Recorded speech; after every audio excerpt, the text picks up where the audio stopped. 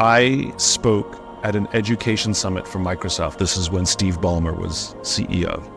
I spoke at an education summit for Microsoft, and most of the executives spent most of their presentations talking about how to beat Apple. A few months later, coincidence, I spoke in an education summit for Apple. And there, all of the leaders spent all of their presentations talking about how to help teachers teach and how to help students learn. One was obsessed with their vision and where they were going. The other one was trying to beat their competition. At the end of my talk with Microsoft, they gave me a gift, the Zune. This was Microsoft's response to the iPod when it was a thing. And this little piece of technology was quite fantastic, I have to tell you. At the end of my Apple talk, I was sharing a taxi with the senior Apple executives, and I couldn't help myself. I had to make some problems. I had to stir the pot. And I turned to him, I said, you know, Microsoft gave me their new Zune. It is so much better than my iPod Touch. And he looked at me and he said, I have no doubt. And the conversation was over.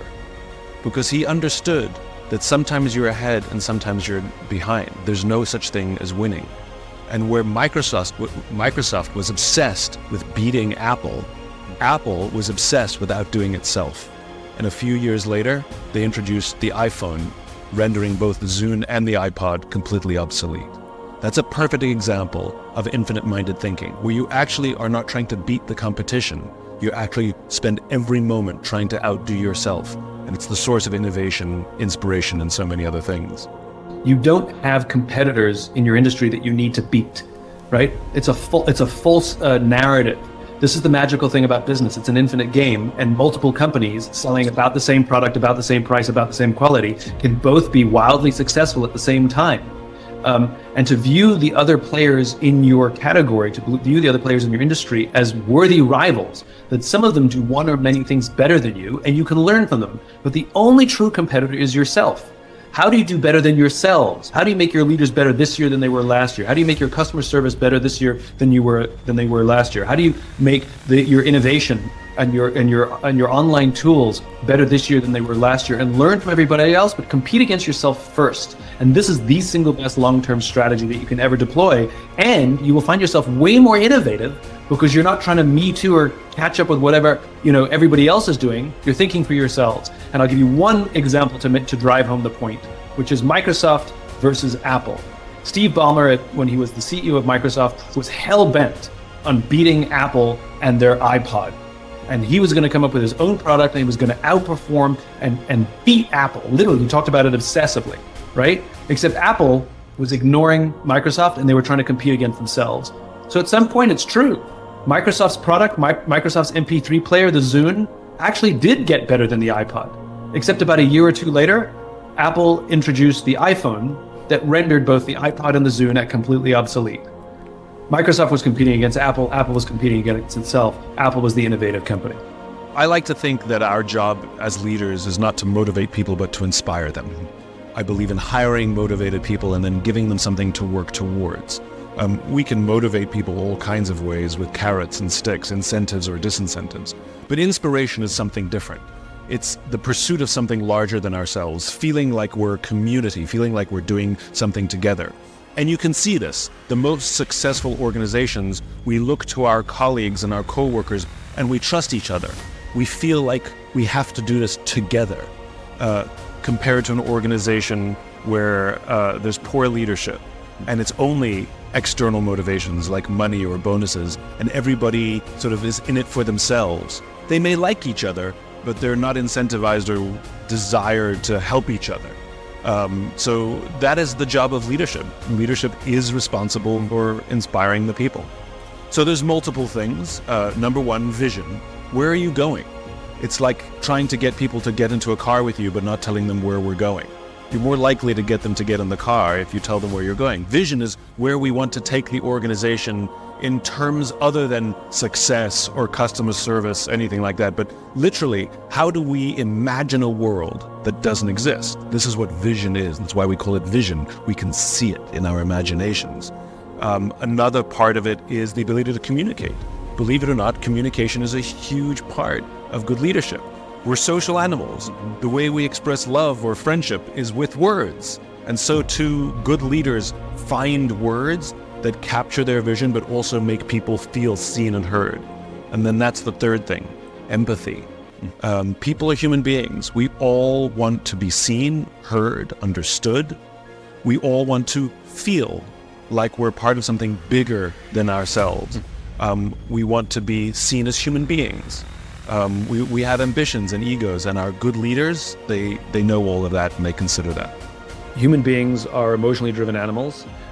We are not rational. As much as people like to think we are, we're not. Even if you're an engineer, we're still emotional. We make decisions out of fear and ego and ambition and insecurity and all these things. And the part of the brain that controls our emotions is called the limbic brain, but that part of the brain doesn't control language. It also controls all human behavior, by the way. So it controls our emotions and behavior, but it doesn't control language, which is why it's difficult to put our emotions into words. We often use analogies and metaphors. It's like this. It's like I'm on a train and there's no end to the track, It's also why we sometimes struggle to explain our decisions. I don't know, it just felt right? I just trusted my gut. Oh, I should have trusted my gut, right? Well, there's no part of your stomach that makes decisions. It's this limbic brain. The neocortex is our rational part of our brain that's responsible for rational analytical thinking and language, but it's not responsible for behavior. And so when you make a rational case for why, it actually doesn't work because it's rational. When you make an emotional case for why, that's when you create human connection. And the easier way to understand that is that the why has nothing to do with the job. The job is the rational part. The job is the tactical part. The job is the thing that we can look at and count metrics, but that's not the essence of human connection, right? So by saying family first, and then mission, because mission is the job, the flying is the job, the war fighting is the job, but it's something higher.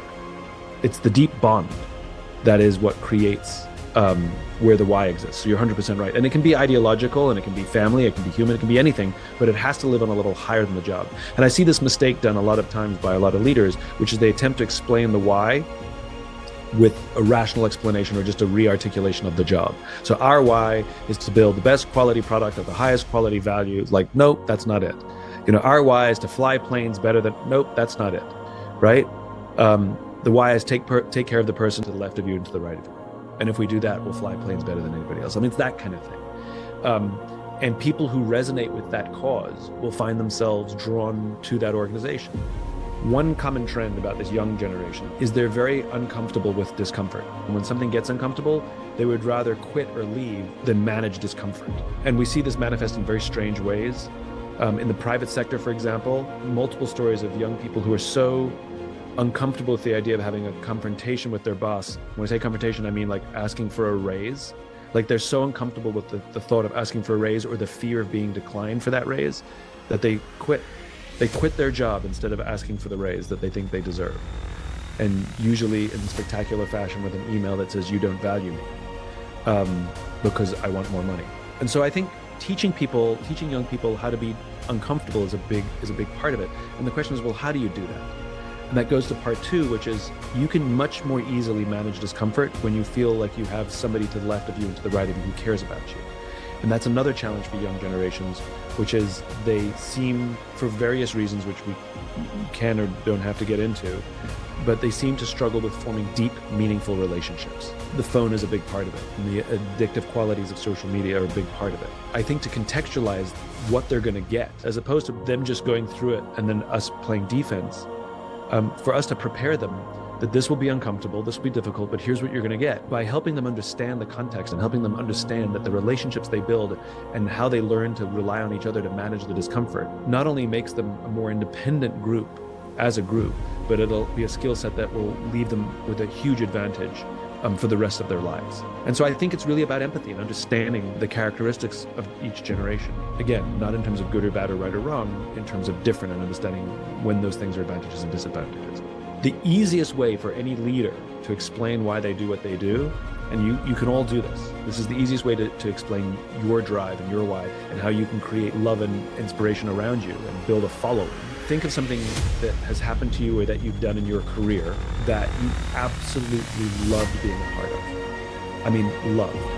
It doesn't matter if it was successful. It doesn't matter if it got you recognition or promotion. It doesn't matter. But something that happened that you're like, if every day of my career could be like this one, I'd be the happiest person alive. If you can tell that story, in other words, you speak to that emotional part of the brain by telling the story. When you sit down with people and say, let me tell you why I love this organization. Let me tell you why we do what we do. I'm trying to communicate how I feel and my perspective on the world by telling you stories. I'm using stories to capture the essence of what I mean, right? And you can do the same thing. The more stories you tell, and the more personal they are, the more powerful they become. It also allows people to humanize the job, which is really what it's all about. And I think that's the discussion needs to happen. Like, if you can understand the context, you can debate what they're doing and how they're doing it, and that's changeable, and you can absolutely push back on that. But you have to understand why it's happening in the first place, which is always something deeply emotional and deeply human. The kind of organization you're trying to build, the kind of organization the kind of values you want your people to adhere to.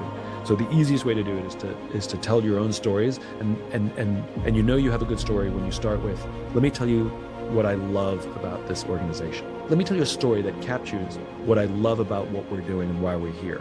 Like, if you can use the word love, your story will immediately go in the right direction.